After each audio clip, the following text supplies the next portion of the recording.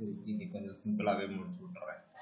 இப்போ என்ன செஞ்சுருக்கோம் அப்படின்னா, சும்மா ஒரு டம்மி டேஷ்போர்டுக்கு டேட்டாவை ரீடைரக்ட் ஆகிறதெல்லாம் ரெடி பண்ணிட்டு இருக்கோம். ஓகேவா? இப்போ ஸ்டூடெண்ட் லிஸ்ட். இப்போ ஸ்டூடெண்ட் லிஸ்ட்டில் இன்னொன்று பண்ணணும். என்ன அப்படின்னா, இந்த ஸ்டூடெண்ட் லிஸ்ட் ஆட் ஸ்டூடெண்ட் இருக்கா, லிஸ்ட் ஸ்டூடெண்ட் இந்த இடத்துல இன்னொரு இது வைக்கப்படும். TH அப்படின்னா டேபிள் ஹெட்டிங் ஆக்ஷன்ஸ் அப்படின்னு வைப்போம். வச்சுட்டு TDயில் என்ன வரப்போகுது அப்படின்னா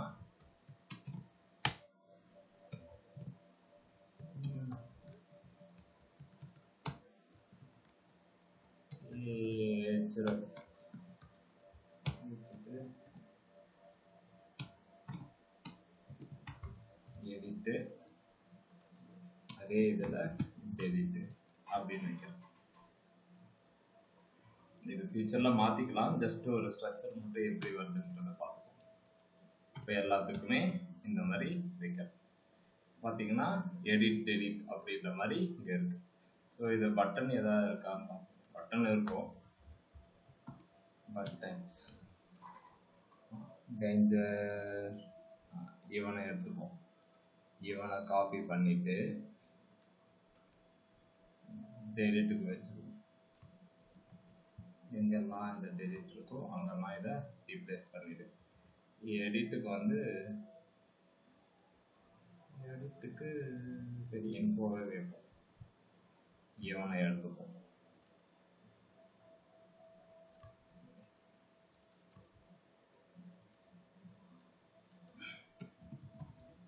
எடிட்டு டெலிட்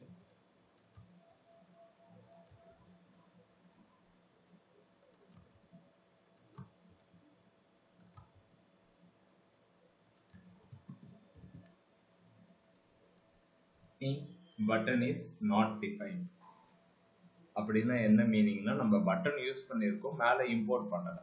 ஓகேவா? இஸ் நாட் டிஃபைன்ட் அப்படின்னாலே நீங்கள் யூஸ் பண்ணியிருப்பீங்க, டிஃபைன் பண்ணியிருக்க மாட்டீங்க. ஓகேங்களா? அதை நம்ம என்ன பண்ணலாம் அப்படின்னா டிஃபைன் பண்ணிக்கலாம்.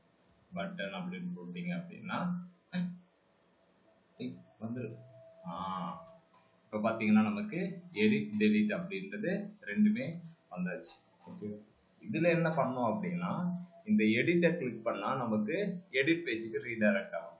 எடிட்டை கிளிக் பண்ணால் இன்னொரு பேஜுக்கு ரீடைரக்ட் ஆகும். அதேமாதிரி டெலிட்டை கிளிக் பண்ணால் நமக்கு டெலிட் ஆகிற மாதிரியான ஆக்ஷன்ஸை பர்ஃபார்ம் பண்ணும். இப்போ எடிட்டை கிளிக் பண்ணும்போது இன்னொரு பேஜுக்கு எப்படி ரீடைரக்ட் பண்ணுறது அப்படின்றது பார்ப்போம். அப்போ இந்த ஆன் கிளிக்கில் எழுதலாம். ஓகே, இருங்க, லிங்க் டு வே யூஸ் பண்ணி பார்ப்போம்.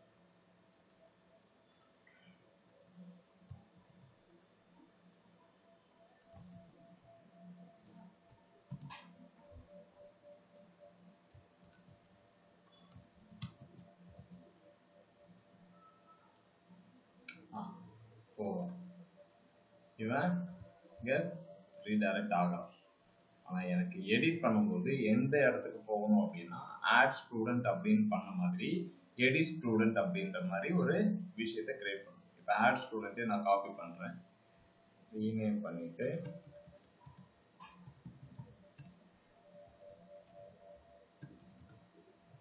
எடிட் ஸ்டூடெண்ட் அப்படின்னு வைக்கிறேன். பேரு திரும்ப பண்ணுவோம். ஓகே, இந்த ஒரு வாரத்தில் இதை பண்ணணும் வைக்கணும் அப்படின்றதுக்காக இப்படி பண்ணிட்டு ஓகேவா. Edit student.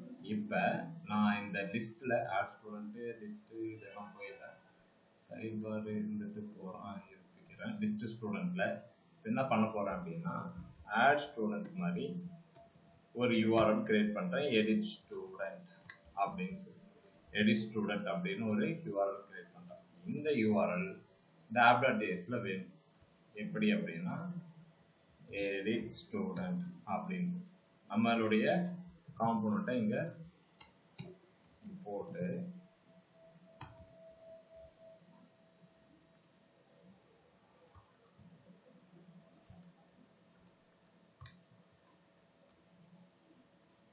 எடிட் ஸ்டூடெண்ட் இங்கே இருக்கா,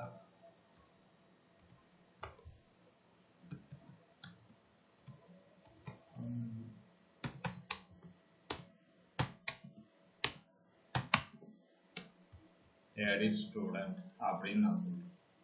இந்த edit student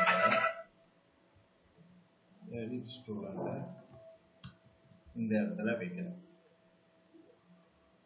பாருங்க, edit student அப்படின்னா நமக்கு இந்த பேஜ் வந்து, add student அப்படின்னா இந்த பேஜ். ஓகேவா? இந்த URL வந்து அதுக்கேற்ற மாதிரி மாறிட்டு இருப்பாங்க. எடிட் ஸ்டூடெண்ட்ல என்ன பண்ணோம் அப்படின்னா, யாரை எடிட் பண்றோம் அப்படின்ற இன்ஃபர்மேஷன் பாஸ் ஆகும். ஓகேவா? இப்போ இந்த 1ஆம் நம்பர் ஐடி அப்படின்றத நம்ம கொடுக்கணும். என்ன நான் சொல்றது புரியவே இல்லை அப்படின்னா, ஆட் ஸ்டூடெண்ட்டுக்கு வந்து எந்த டீட்டெயில்ஸ் கொடுக்கணும்னு அவசியம் கிடையாது. எடிட் ஸ்டூடெண்ட்டுக்கு யாரை எடிட் பண்றீங்க அப்படின்றத சொல்லணும். எடிட் பண்ண போறோம் அப்படின்னா யாரை எடிட் பண்றோம். அப்ப நம்ம என்ன செய்யணும் அப்படின்னா, இந்த லிஸ்ட்ல வர்றது, லிஸ்ட்ல நமக்கு இந்த ஐடி 1 2 அப்படின்னு வருதுல்ல, அந்த ஐடியை பாஸ் பண்ணணும். எங்க பாஸ் பண்ணணும் அப்படின்னா, இந்த மாதிரி 1 இதெல்லாம் போட்டுருக்கோம், இது 2. ஃபியூச்சர்ல இது எல்லாமே டைனமிக்கா மாறிடும். ஜஸ்ட் ஒரு அண்டர்ஸ்டாண்டிங்க்கு இன்னொரு டைம் நம்ம இதே விஷயத்த பார்ப்போம். இன்னும் கொஞ்சம் எலிகண்டா இருக்கும். ஓகேவா? உங்களுக்கு நல்ல ஐடியா இது கிடைக்கணும் அப்படின்றதுக்காக பண்ணிட்டு இருக்கேன். எடிட் ஸ்டூடெண்ட் 3 அப்படின்னு போறோம். இப்போ நம்ம என்ன செய்ய போறோம்னா, எடிட் ஸ்டூடெண்ட் ஐடி அப்படின்னு நான் பாஸ் பண்றேன். இதனுடைய மீனிங் என்ன அப்படின்னா, நமக்கு இங்க லிஸ்ட் ஸ்டூடெண்ட்ல 1 2 3 அப்படின்ற மாதிரி வரும். ஓகேவா? இந்த மாதிரி நீங்க பாராமீட்டர் வந்து ஒரு செமிகோலன் போட்டு நீங்க போட்டீங்க அப்படின்னா ஆப்ஷனல் 1ஆ இருக்கலாம், 2ஆ இருக்கலாம், 3ஆ இருக்கலாம். இப்போ பாருங்க, 1 வந்துச்சுங்களா? நீ என்ன கிளிக் பண்ணாலும் அது வரணும் அப்படின்றதுக்காக நம்ம கொடுக்குது. இல்லைன்னா நீங்க ஸ்ட்ரெயிட்டாவே நீங்க 1ன்னு கொடுத்துட்டா நல்லதா இருக்குமே அப்படின்னா, இப்போ நான் 1ன்னு கொடுக்குறேன். எடிட் ஸ்டூடெண்ட் 1ன்னு கொடுக்குறேன். இப்போ பார்த்தீங்கன்னா எடிட் ஸ்டூடெண்ட் 3க்கு டேட்டாவே காணும். ஏன் அப்படின்னா, எப்ப எடிட் ஸ்டூடெண்ட் 1ன்னு வருதோ அப்போ மட்டும்தான் அது அந்த யூஆர்எல்லையே கால் பண்ணும். அந்த மாதிரி இல்லை, இந்த இடம் டைனமிக்கா இருக்கணும் அப்படின்றதுக்காக இந்த மாதிரி பேராமீட்டரை கொடுப்பாங்க. புரியுதா? ஒரு செமிகோலன் கொடுத்து ஐடி அப்படின்னு கொடுத்துட்டீங்க அப்படின்னா, எந்த டேட்டா வந்தாலும் எனக்கு எடிட் ஸ்டூடெண்ட்டுக்கு அந்த பேஜுக்கு தான் ரீடைரக்ட் ஆகணும். 1ன்னு நம்ம ஸ்டாட்டிக்கா வச்சுட்டா வேலைக்கு ஆகாது. ஆனா உங்களுக்கு புரியுது இல்லை? இப்போ ஒரு 10 ரெக்கார்டு இருக்கும், 1 2 3 4 5 10 வரைக்கும் நம்ம கொடுப்போம். அப்ப app.jsல எடிட் ஸ்டூடெண்ட்னு சொல்லிட்டு 1 2 3 அப்படின்னு கொடுக்குமா? கொடுக்கக்கூடாது, அது தப்பு. அப்ப அந்த ஐடியை இந்த இடத்துல டிஃப்ரெண்டா வரும் அப்படின்றத சொல்றதுக்காக யூஸ் பண்றதா இந்த ஆப்ஷனல் பேராமீட்டர்ஸ். ஓகேவா? இந்த மாதிரி தான் நீங்க உங்களுடைய பேராமீட்டர் இங்க நீங்க டிக்ளேர் பண்ணணும். புரியுதா புரியலையா? அப்படி இல்லைன்னா என்னென்ன நடக்கும் அப்படின்னா, எடிட் ஸ்டூடெண்ட் 1 எடிட் ஸ்டூடெண்ட் 2 இப்படி கொடுக்கணும். ஒரே யூஆர்எல் ஒரே காம்பனண்ட், ஆனா 3 யூஆர்எலா போகுது. ஏன்னா நான் இங்க 1 2 3, அது தப்பு. ஓகேவா? ஒரே ஒரு விஷயம் தான், இப்படிதான் போகணும். புரியுதா? அதனாலதான் இப்ப இதை கொஞ்சம் இதுவாகவே எடுத்தேன். இந்த இதெல்லாம் வேலிடேட்டர் இதெல்லாம் தூக்கிடுறேன். And no validator on submit தேவை கிடையாது, நம்மளே பண்ணிப்போம். எடிட் ஸ்டூடெண்ட் லிஸ்ட் இருக்கு, எடிட்டுக்கு எடிட் ஆகுது. ஓகேங்களா?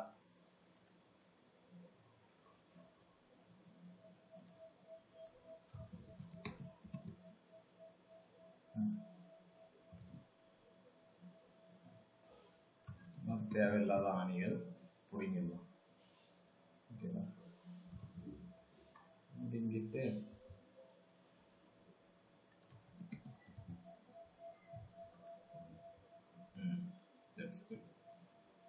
இப்போ ஆடுக்கும் அதே மாதிரி ரெடி பண்ணி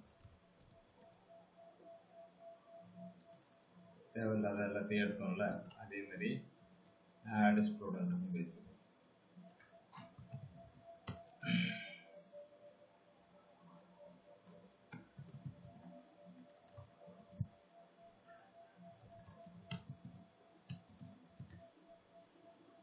ஆட் ஸ்டூடெண்ட்டுக்கும் அதே மாதிரி தான். என்ன இங்கே டிஃபால்ட் வேல்யூ இருக்கு, அதனால் டிஃபால்ட் வேல்யூ ஆட் பண்ணும்போது இருக்கக்கூடாது. ஆட் பண்ணும்போது எம்டியாக தான்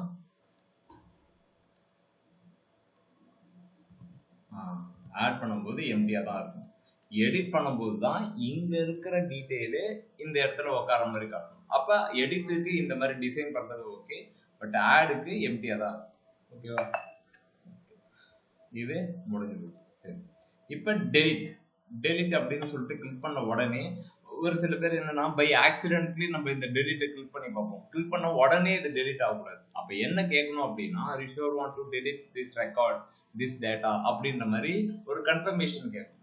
கரெக்டு தானே? நம்ம இதுல இருக்கோம், சும்மா இதை போய் விட்டா டக்குன்னு இது போயிடுச்சுன்னா பை மிஸ்டேக்கா நடக்கிறதுக்கு வாய்ப்பு இருக்கு. அப்ப நம்ம என்ன செய்யணும் அப்படின்னா இந்த டெலிட் கொடுக்கும்போது டெலிட் கிளிக் பண்ணணும், ஆனா ஒரு கன்ஃபர்மேஷன் கேட்கணும். எப்படி கன்ஃபர்மேஷன் கேட்கணும் அப்படின்னா நம்ம ஆல்ரெடி நம்ம அந்த ஸ்வீட் அலர்ட் பத்திலாம் பார்த்துருக்கோம்.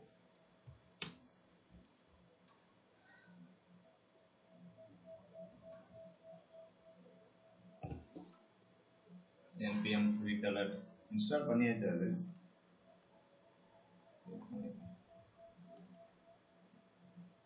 இருக்கான். ஓகே, ஸ்வீட் அலர்ட் அப்படின்றது ஆல்ரெடி நம்ம கிட்ட இருக்கு. அவங்க கிட்ட போயிட்டு ஆர் ஷூர் கன்ஃபர்மேஷன் இது இருக்கு ஓகேவா. நம்ம அப்ப ஆல்ரெடி நம்ம கிட்ட இருக்கிறதால இதை காப்பி பண்றோம். லிஸ்ட் ஸ்டூடெண்ட்ல இந்த இடத்துல இம்போர்ட் பண்ணிக்கிறோம். பண்ணிக்கிட்டு என்ன பண்ண போறோம் அப்படின்னா இந்த பட்டனை கிளிக் பண்ணும்போது அப்படின்னா ஆன் கிளிக்னு எழுதிட்டு ஹேண்டில் அப்படின்னு ஒன்று எழுதணும் ஓகேவா. எழுதும்போது அகைன் எடிட் பண்ணும்போதும் டெலிட் பண்ணும்போதும் நம்ம என்ன பண்றோம் அப்படின்னா டேட்டாவை பாஸ் பண்ணணும். எந்த ஐடி அப்படின்றத பாஸ் பண்ணணும். பாஸ் பண்ணாதான் அந்த ஐடியை மட்டும் டெலிட் பண்ற மாதிரி இருக்கும். அப்ப நீ இங்க 1 அப்படின்ற மாதிரி பாஸ் பண்ணி பாரு. தான் பார்ப்போம்.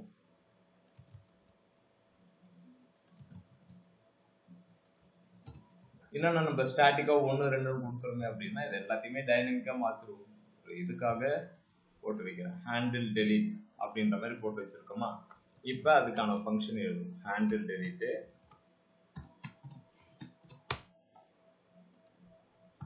ஐடி அப்படின்னு போட்டு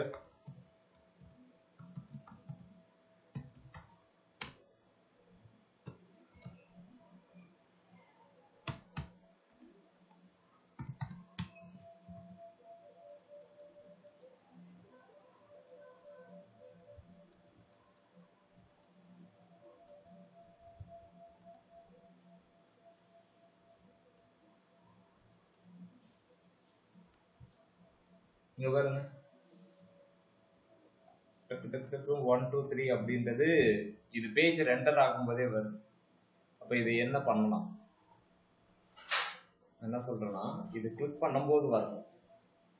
ஆனா அந்த மாதிரி வராம பேஜ் வரும்போது இப்ப பாருங்க இதை எடுத்துடுறேன்.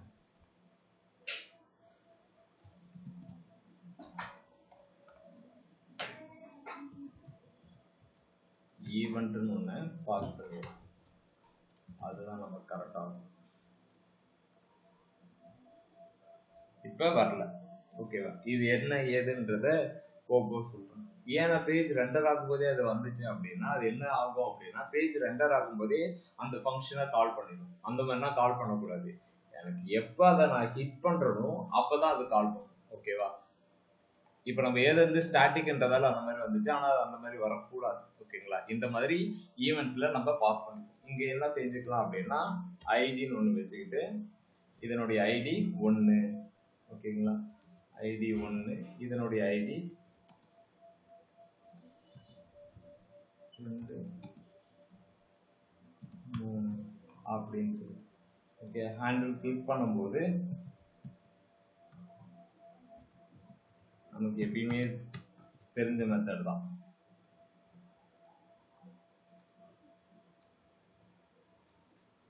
இப்போ பேஜ் ரெண்டர் ஆகும்போது வரலையே அப்படின்னா பிரச்சனை என்னன்னா டிஃபால்ட்டா நீ வேல்யூ பாஸ் பண்ணும்போது அது நடக்கும் ஓகேவா. கிளிக் பண்ணும்போது இந்த ஈவெண்ட் அப்படின்றது பாஸ் ஆகும். அது எப்படி உங்களுக்கு இப்போ ஓகே போகணும்னா அது கொஞ்சம் சினாரியோ தான் நான் சொல்றேன் ஓகேவா. மேக்ஸிமம் நம்ம அந்த மாதிரிலாம் எழுத மாட்டோம். என்ன சொல்றது ஸ்டாட்டிக்கா வேல்யூவை இப்படி வச்சுனா எழுத மாட்டோம். ஏன்னா ஐடி 1ன்றதே நம்ம கொடுக்கக்கூடாது. நம்ம ஃபார் லூப் போட்டு தான் இந்த டேட்டாவே வாங்குவோம் டிஆர் அப்படின்றதே ஃபார் லூப் போட்டு தான் வாங்குவோம். அப்படி இருக்கும்போது இந்த ஐடி ஒன்றுன்றது ஸ்டாட்டிக்காக வராது, ஐட்டம் டாட் ஐடி அப்படின்ற மாதிரி தான் பாஸ் ஆகும். அதனால நம்ம இதுக்கு முன்னாடி கொடுத்த மாதிரிலாம் வராது. ஓகேங்களா? சரி, இப்போ இது எந்த ஐடியை நான் டெலிட் பண்ண போறேன் அப்படின்றது தெரியும். மூணாவது ரெக்கார்டு. இப்போ டெலிட் பண்றதுன்றது ஓகே, பட் எனக்கு எப்படி அது டெலிட் ஆகும் அப்படின்னா ஆன் கிளிக்ல இந்த மாதிரி ஒரு கன்ஃபர்மேஷன் கேட்கும். Are you sure want to?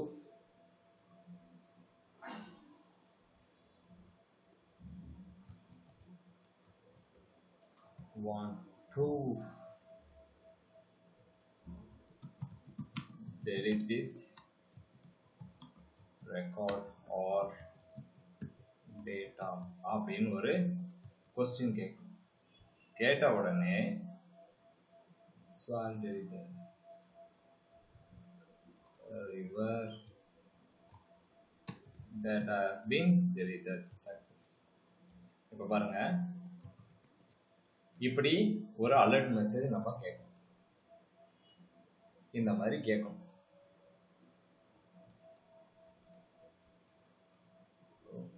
Yes no வரணும். சாரி, எஸ் நோ வரதுக்கு என்ன இருக்கு? ஓகே கேட்டு டெலிட் பண்ணிடு.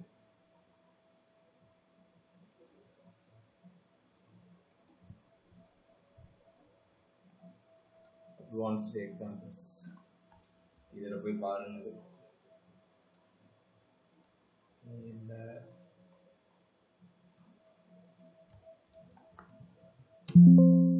கன்ஃபர்ம்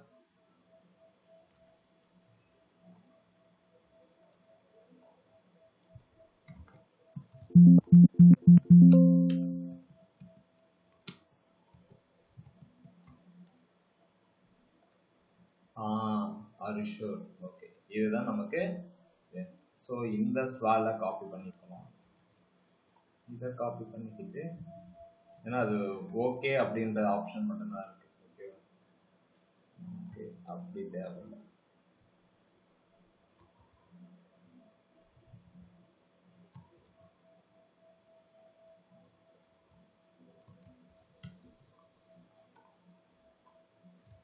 இவனை தூக்கிடலாம்.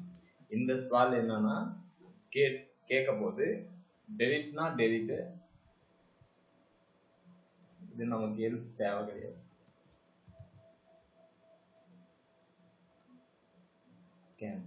கேன்சல் ஆயிடும்.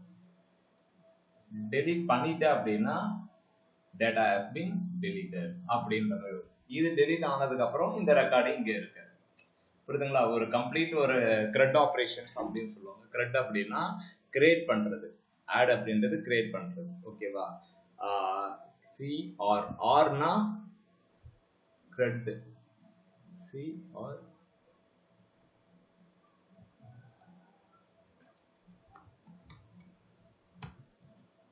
இதுதான் சொல்லுவாங்க கிரெட் ஆப்ரேஷன். சி ஃபார் கிரியேட் பண்றது, அதாவது ஆட் பண்றது. ஆர் ஃபார் ரீட் பண்றது. ஓகேவா? ரீட்னா என்னன்னா மொத்தமா எல்லா ரெக்கார்டையும் பார்க்கறது, அதான் லிஸ்ட் தான் ரீட். ஓகேங்களா? யூ ஃபார் அப்டேட், எடிட் பண்றது தான் அப்டேட். D for delete. ஓகேங்களா? மிஞ்சி போனா ஒரு எப்பயுமே இந்த 2 வருஷம் எக்ஸ்பீரியன்ஸ்க்குலாம் இந்த கிரெட் ஆப்ரேஷன் அப்படின்றது ரொம்ப ரொம்ப மேண்டேட்டரி. அதாவது டேட்டாவை வேலிடேட் பண்ணி டேட்டா பேஸ்குள்ளார போட்டுட்டு திரும்ப எடிட் பண்றது, டெலிட் பண்றது, இந்த ஆப்ரேஷன் கரெக்டா இருக்கா அப்படின்றதுனா செக் பண்ணுவாங்க. ஓகேங்களா? கிரெட் ஆப்ரேஷன்ஸ் அப்படின்றது ரொம்ப ரொம்ப ரொம்ப ரொம்ப ரொம்ப மஸ்ட். ஓகேங்களா? ஏன்னா அதுதான் டெவலப்மெண்ட்டே. ஓகேங்களா? ஸோ இந்த விஷயத்தை தான் நம்ம இப்போ பார்த்துட்டு இருக்கோம். என்னன்னா இதனுடைய எக்ஸ்பென்ஷன் என்ன அப்படின்னா, டேட்டாவை லிஸ்ட் பண்றது பண்ணியாச்சு, டேட்டா பேஸ்ல இருந்து எல்லாமே எடுத்து வந்துடும். ஆட் பண்றது வச்சாச்சு பேஜ், எடிட் பண்றதுக்கும் பேஜ் ரீடைரக்ட் ஆயாச்சு, டெலிட் பண்றதுக்கும் இது வச்சாச்சு. கிளிக் பண்ணா இதாகும். இப்போ இது வரைக்கும் என்ன செஞ்சிருக்கோம் அப்படின்னா காம்போனன்ட் தனித்தனியா வச்சிருக்கோம். ஓகேவா? நாளைக்கு கனெக்ட் பண்ணலாமா? ஓகே, நாளைக்கும் மேக்ஸிமம் கனெக்ட் பண்ண பார்ப்போம். ஓகேங்களா? கனெக்ட் பண்ணிட்டு இதை நான் ஏபிஐ மூலயமா கனெக்ட் பண்றேன். ஓகேங்களா? இதை ஏபிஐ மூலயமா கனெக்ட் பண்ணிட்டு திரும்ப நீங்க ஒரு 3 நாள் கிட்ட எடுத்துக்கிட்டு 3 நாள்